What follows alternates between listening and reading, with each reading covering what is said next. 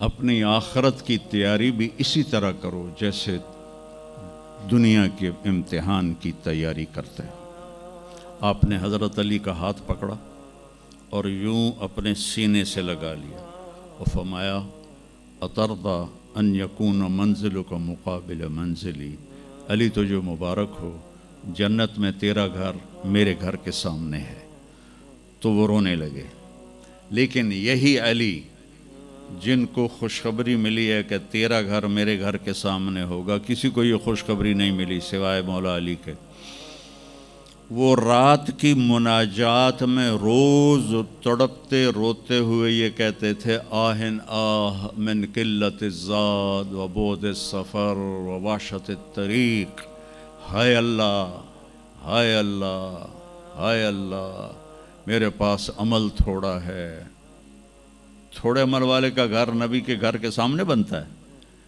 میرا عمل تھوڑا ہے، رستہ تنہا ہے، کبھی دیکھا نہیں اندیکھا ہے، یا اللہ پتہ نہیں میرا کیا بنے گا۔ یہ روز کی پکار اور مناجات تھی۔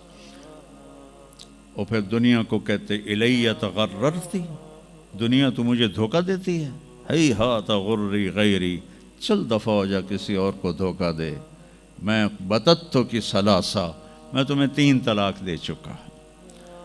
تو جن لوگوں نے آخرت کو بنا لیا وہ کامیاب ہیں، اور جن لوگوں نے آخرت کو نہ بنایا تو وہ کچھ بچے ہڈ بلوں کی ویسی نام لے لیا ہے، سیر کے لیے گئے کشتی کی، تو وہ کہنے لگے ملاح سے چاچا تنو کیمسٹری آمدی؟ اس کہ پتر اج ہی نہ سنیا کی ہوندی ہے؟ اس کہ تینوں پتہ نہیں ایسی سپیریئر یونیورسٹی دے سپیریئر لڑکے ہیں، سانو ساری کیمسٹری دا پتہ ہے۔ دوسرے نے پوچھا چاچا تو فزکس پڑھی؟ کہ میرا بچہ میں تو اج ہی نہ سنے، ساری حیاتیہ بیڑی بائی ہے۔ کہ چاچا تیری ادھی زندگی چلی گئی، ادھی زندگی ختم ہو گئی، سانو ایک اسی سپیریئر دے سپیریئر بچے، ساڑا برائٹ فیوچر۔ اتنے چھک موج آئی تے کشتی ہوئی ڈاواں ڈول۔ اس کہ پترو ترنا سکھیا ہی نے،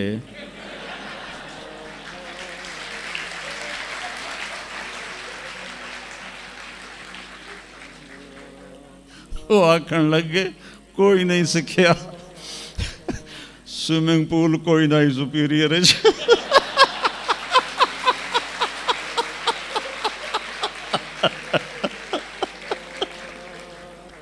تو وہ ملا کہنے لگا پترو میری تو ادھی گئی تو تہاڈی ساری گئی۔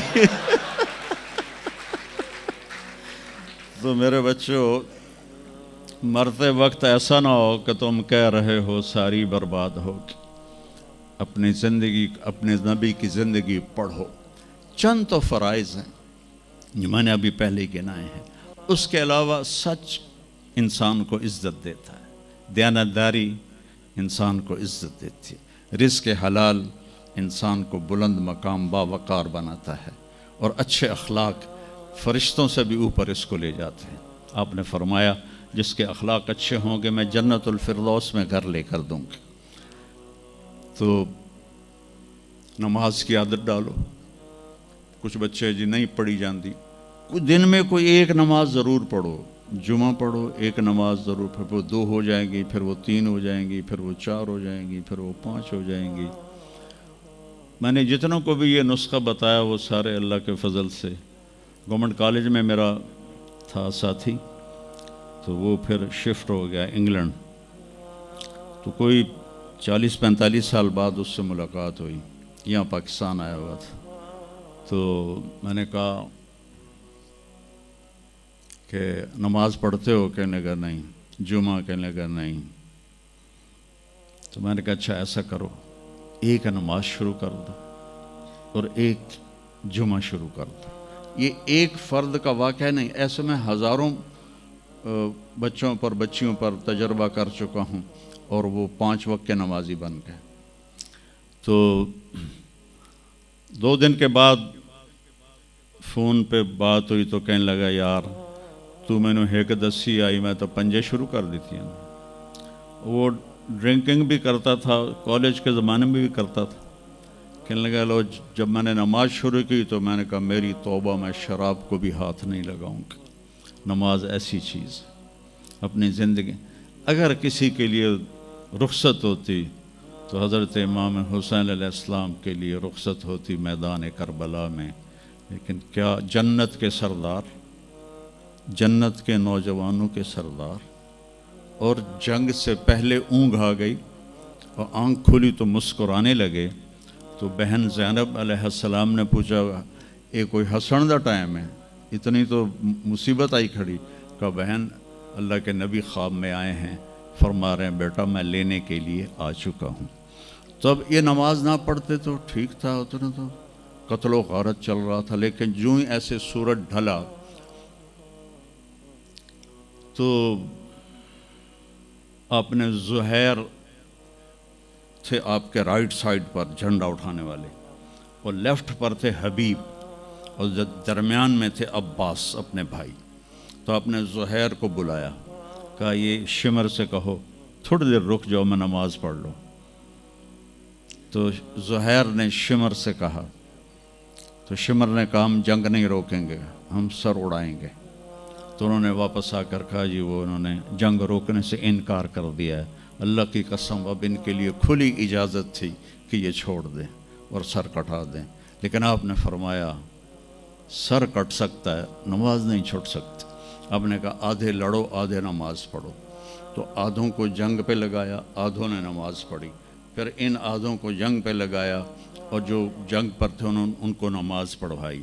سب کو ظہر کی نماز پڑھوائی, اور عصر سے پہلے سب کے سر کٹ کے نیزوں پہ چڑھ چکے تھے. وہاں 1445 سال میں ایک واقعہ ہے جہاں نماز کی رخصت نظر آتی ہے. لیکن میرے نبی کے نواسے نے ایک مثال قائم کی, پوری امت کو ایک پیغام دیا کہ زیر خنجر بھی یہ پیغام سنایا ہم نے, نماز نہ چھوڑو. کبھی قضا ہو جائے تو رات کو سونے سے پہلے قضا دے کے سویا کرو.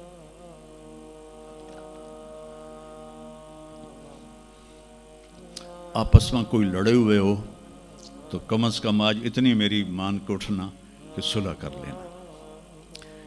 یہ کوئی بچیاں آپس میں کسی سے بول چال بند ہو, یا آپ بچوں کی آپس میں کوئی بول چال بند ہو, تو ایک دوسرے کو معاف کر دینا. اس سے آپ کے دلوں میں علم کی روشنی زیادہ آئے گی. آپ کے دل میں بغض ہوگا تو علم آئے گا نہیں.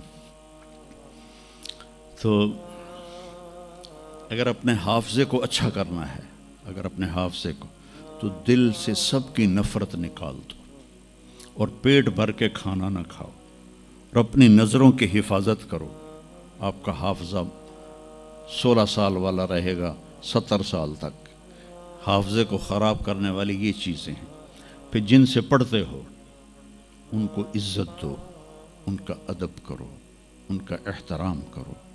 باب العلم ہے حضرت مولا علی کا, میں غلام ہوں اس کا جو مجھے ایک لفظ نہیں ایک حرف, جو مجھے ایک حرف بھی سکھا دے علم کا, میں اس کا غلام ہوں.